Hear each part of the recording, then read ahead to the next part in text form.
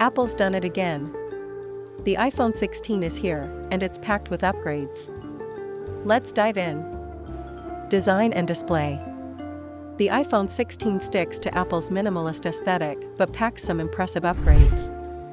The base model features a 6.1-inch OLED display, while the Pro versions boast even larger screens, 6.3 inches for the Pro and a massive 6.9 inches for the Pro Max. Camera innovations. The iPhone 16 introduces a new camera control button on all models. With just a tap or swipe, you can capture photos, adjust settings, and even zoom seamlessly. The Pro versions step it up with a 48MP ultra-wide camera, a 5x optical zoom, and the ability to shoot stunning 4K videos at 120 frames per second with Dolby Vision.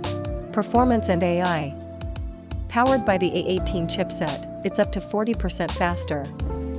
Plus, upcoming AI features like Siri upgrades and creative tools make it more intelligent than ever. Battery and charging. Battery life has also leveled up, with significant improvements in efficiency.